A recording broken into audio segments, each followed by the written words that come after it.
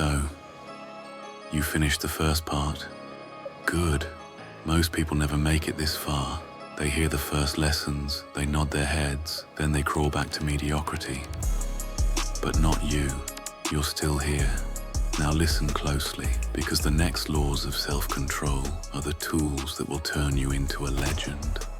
I am Thomas Shelby, and if you learn these lessons, you won't just control yourself, you'll control your future. So sit back, pay attention, because this is where the real transformation begins.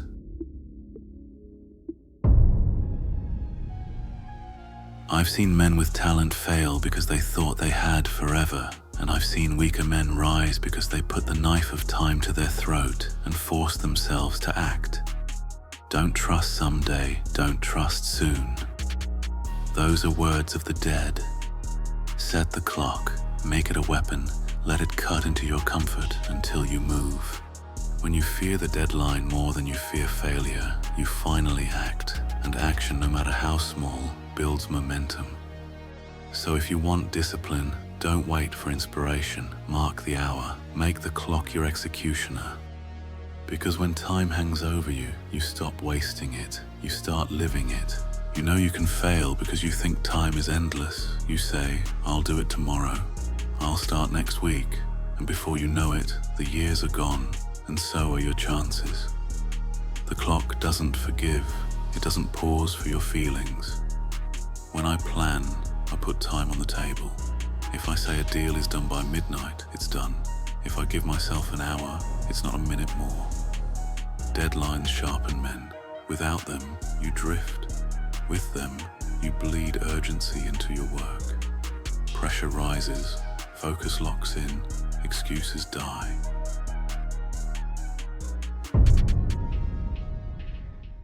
We always hide from pain. We push it to the end of the day. We tell ourselves, I'll get to it later, but later never comes. The weight grows heavier, the shadow grows darker. I learned long ago, if you want control, you meet pain head on, first, before anything else. In France, at the front, fear was always waiting. The silence before the shelling, the knowledge that death could drop at any moment. The weak ones tried to distract themselves, played cards, sang songs, pretended it wasn't coming. But when the first blast hit, they shattered. Me, I faced the truth. Pain is coming, I told myself, so I welcomed it. And when it arrived, it didn't break me, because I had already endured it in my mind. That's the law. If you start your day with pain, everything after feels lighter. You pay the tax early, and the rest of the hours are yours. Do the hardest thing first.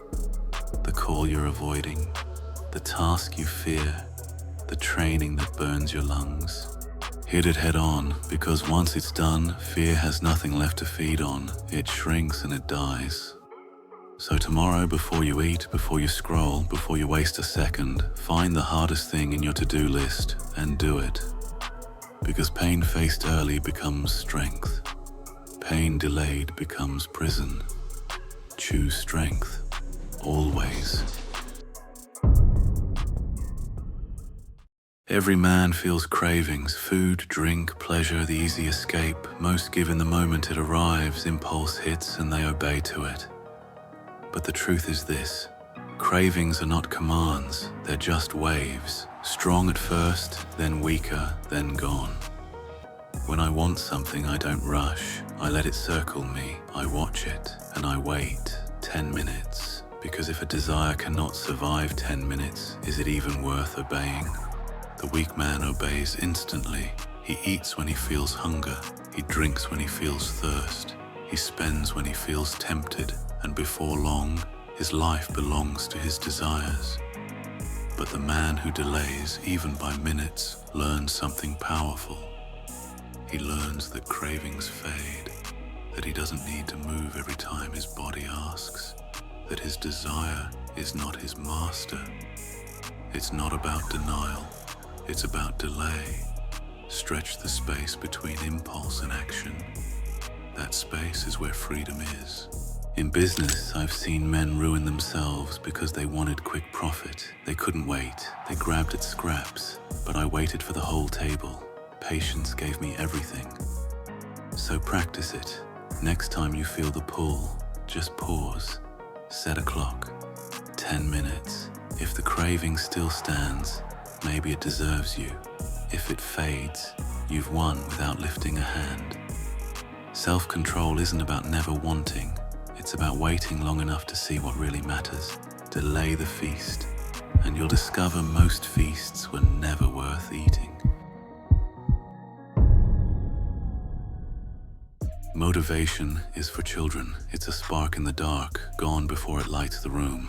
And yet, most men build their lives on it. They wait to feel ready. They wait for the rush, the mood, the fire in the chest. They are fools. Motivation doesn't stay. It vanishes the moment life gets heavy, the moment you're tired or hungry or cold. And if that's all you rely on, you'll collapse with it. You see, I don't move because I feel like it. I move because it's written, because my routine demands it. That's the difference. The weak man is a servant to his feelings. The disciplined man is a servant to his structure. I don't wake early because I'm motivated. I wake early because that's who I am. I don't train because I'm inspired. I train because it's carved into my day like stone.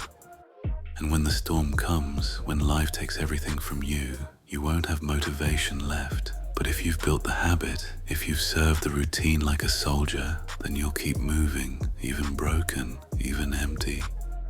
That's why I don't trust motivation. It's a liar, a fake friend. It makes promises it can't keep. But discipline is different. Discipline doesn't care how you feel. Discipline doesn't care if you're tired, angry, or lost. It says, do it anyway. And that's where power is born. So stop chasing motivation. Stop waiting for the mood to strike. Write your orders, soldier. Build your structure and serve it no matter what. Because the man who obeys routine will always outlast the one who waits for inspiration. Why most men waste their lives competing sideways. They chase the neighbor, the colleague, the stranger on the street. They measure their worth in comparisons that mean nothing. Hey, the only man worth beating is yourself. Yesterday's version of you, that's your enemy. He's the one who wasted time. He's the one who hesitated. He's the one who quit. And if today's version doesn't beat him, then you've already lost. It doesn't take much. You don't need to leap mountains every morning. 1% is enough. One more push-up, one more page read, one more hour without distraction. Do it quietly. You don't need to announce it, because progress that's measured in noise is fragile. Progress built in silence will last. I didn't build an empire by racing every man in Birmingham. I built it by making sure that Thomas Shelby of today is smarter and stronger than Tommy of yesterday. Every day I carved away weakness, and years later they called me ruthless. But I was only consistent. That's the goal, my friend.